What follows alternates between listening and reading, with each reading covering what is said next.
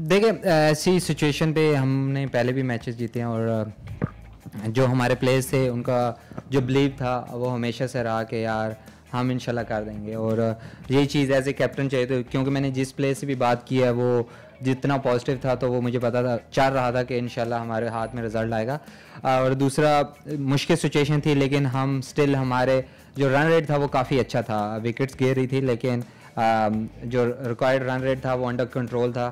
और जब आपका हैदर जैसा अगर आपका दिन हो और मैडी भाई जिस तरह कूल एंड काम खेल रहे थे तो ऐसे रिज़ल्ट की उम्मीद हमेशा से रहती थी। महमूद भाई, अच्छा शादाब, इस सीज़न में आपको इमाद वसीम आपके साथ ज्वाइन हुए, इमाद वसीम की परफॉर्मेंस को एज ए बॉलर बैट्समैन आप कैसे देखते हैं?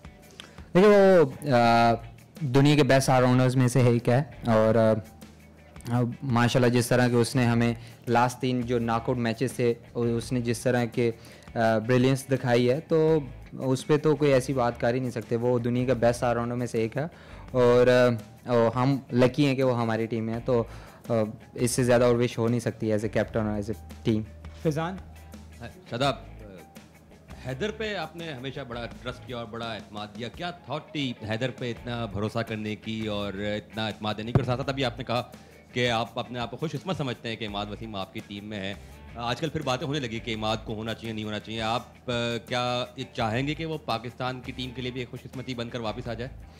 डेफिनेटली मैं तो चाहता हूँ कि जब उन्होंने डिसीजन लिया भी था तो मेरी बात हुई थी तो मैं चाह रहा था कि वो वापस ना जाएं, क्योंकि पाकिस्तान को ऐसे प्लेयर्स की ज़रूरत होती है। हाँ, अगर इंशाल्लाह उनसे बात होगी तो होपफुली वो वापस आएँ वर्ल्ड कप, क्योंकि वर्ल्ड कप पास है और जिस तरह की फॉर्म चल रही है उनकी और जैसी कंडीशन वो CPL में वो बहुत ज़्यादा उनका एक्सपीरियंस है उस कंडीशन में, तो बिल्कुल ज़रूरत तो है पाकिस्तान को। और हैदर पे एतमाद, देखें कुछ ऐसे प्लेयर्स होते हैं जिनको जिस तरह मैंने अभी कुछ मेरे ख्याल से 1-2 दिन पहले इंटरव्यू हुआ था, आज़म के बारे में मैंने बात की थी।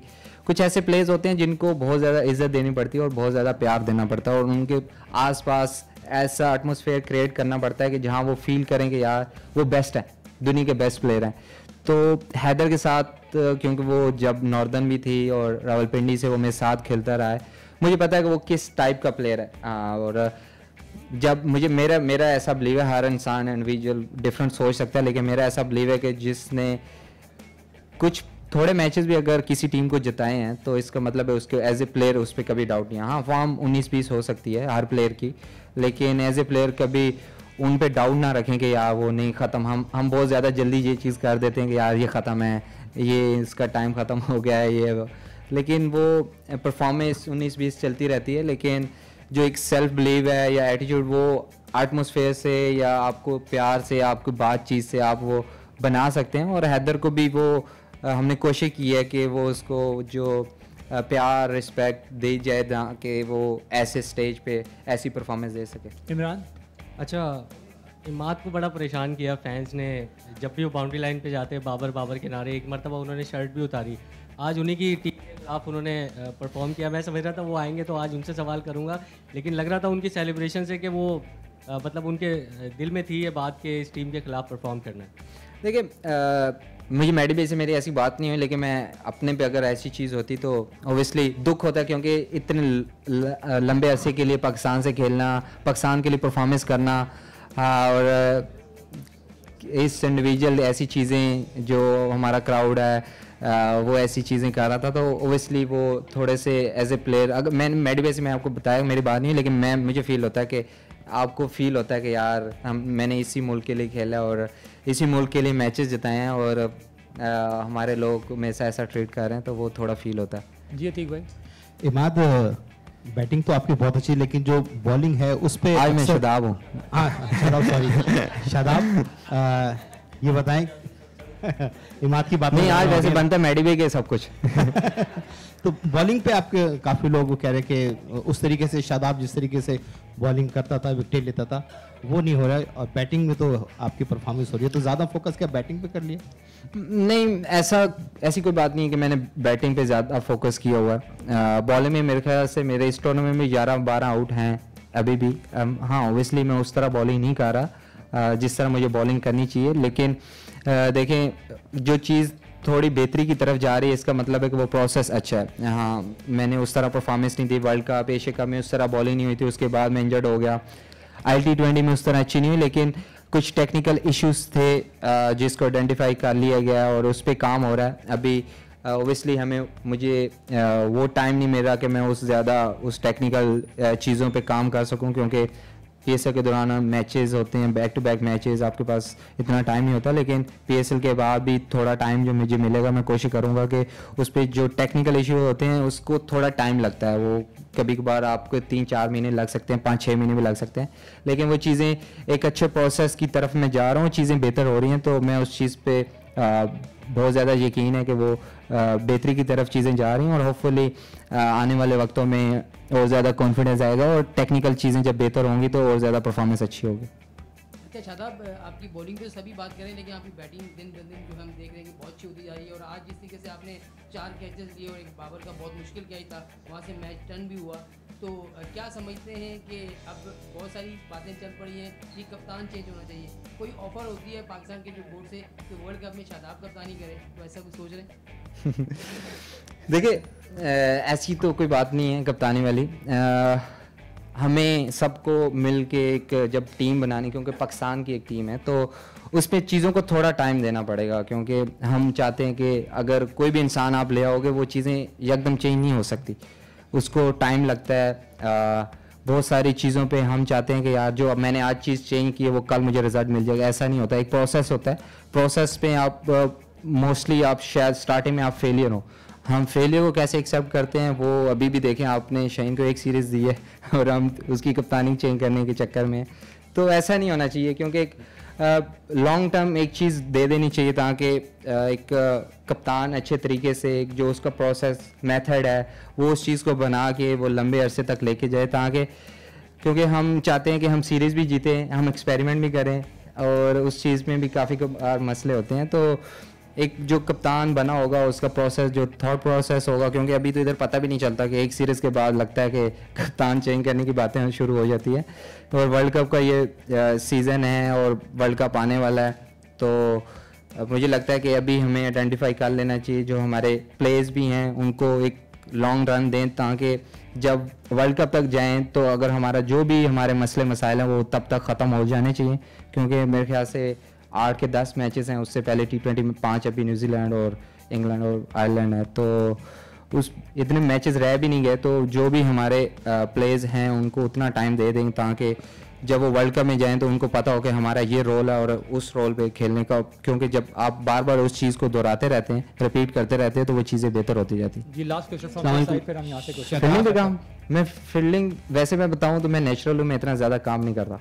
जी उज़र, शदाब आपकी बात को कंटिन्यू करूंगा। आपने कहा कि लॉन्ग रन देना चाहिए, रोल पता होना चाहिए। ये एक प्रिपरेटरी सीरीज़ है, हम कह सकते हैं वर्ल्ड कप के लिए, और हमारे बहुत सारे बैटर्स अपने नंबर्स पे नहीं खेले। जिस तरह आप यूजुअली 6-7 पे पाकिस्तान टीम में 5 पे बैट करते हैं, यहाँ पे 4 पे आ रहे हैं, बाबर ओपन कर रहे हैं, रिजवान ओपन कर रहे हैं, साइम ओपन कर रहे हैं, फ़खर ओपनिंग कर रहे हैं। तो ये किस तरीके से जब हम टीम में जाएंगे तो चीज़ें कैसे सही होंगी, हमारा कॉम्बिनेशन किस तरीके से बनेगा? यहाँ पे सब अपने नंबर छोड़ के बैटिंग कर रहे हैं।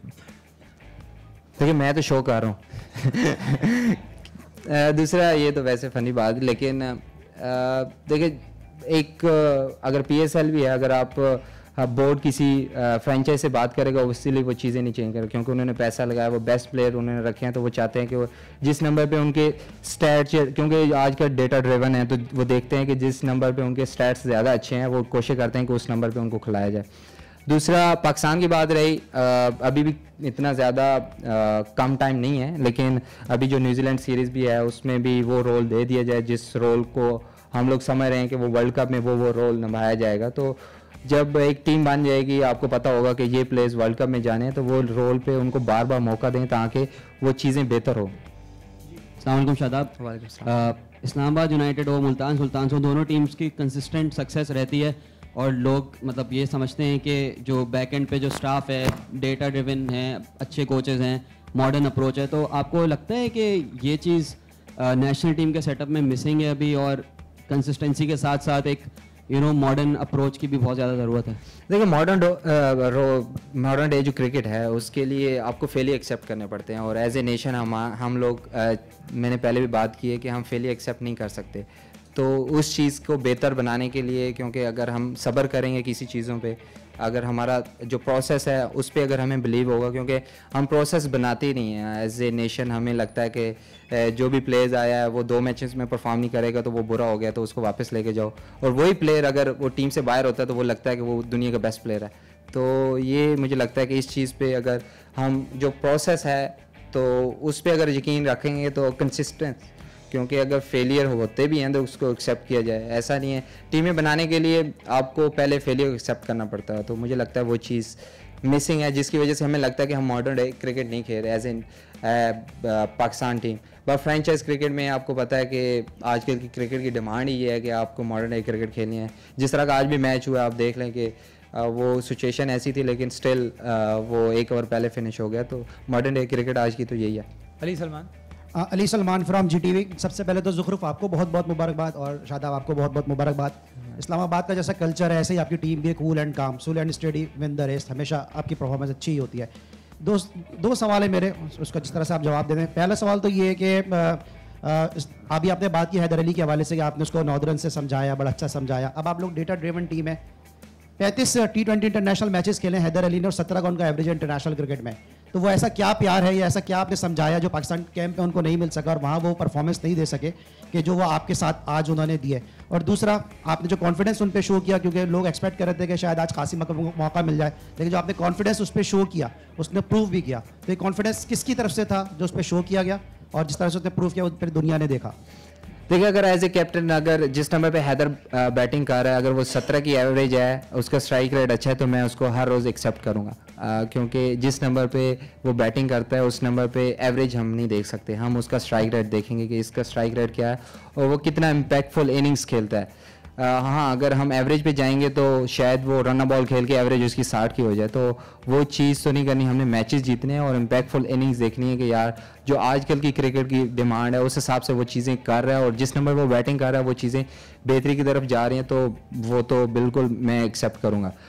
दूसरा, कॉन्फिडेंस हमारा पूरी टीम का कॉन्फिडेंस उस पर था। जैसे वो मेरे ख्याल से PSL से पहले भी मेरे से एक सवाल हुआ था कि प्लेयर टू वॉच आउट, तो मैंने उसका हैदर का नाम बोला था, क्योंकि जिस तरह की पहले उसका जब ड्राफ्ट हुआ तो वो पिक नहीं हुआ। एज ए प्लेयर आप बहुत ज़्यादा हर्ट होते हैं। उसमें 2 तरह के इंडिविजुअल होते हैं कि जब आप पिक नहीं होते तो आप सॉरी फील करते हो अपने लिए और आप उस तरह हार्ड वर्क नहीं करते। और हैदर दूसरी टाइप का इंसान था जिसने हार्ड वर्क ज़्यादा किया, उसको हर्ट फील हुआ कि यार मेरे जैसा प्लेयर PSL में पिक नहीं हुआ, और उसने ज़्यादा मेहनत की। और जिस तरह के वो शो कर रहा था, जब सप्लीमेंट्री में हमने उसको पिक भी किया, जब वो प्रैक्टिस में आया और प्रैक्टिस मैचेस में जिस तरह वो खेल रहा था, तो वो लग रहा था कि यार वो कुछ करना चाहता है। तो इस वजह से मुझे लगता है कि पूरी टीम का उस पर बहुत ज़्यादा कॉन्फिडेंस था।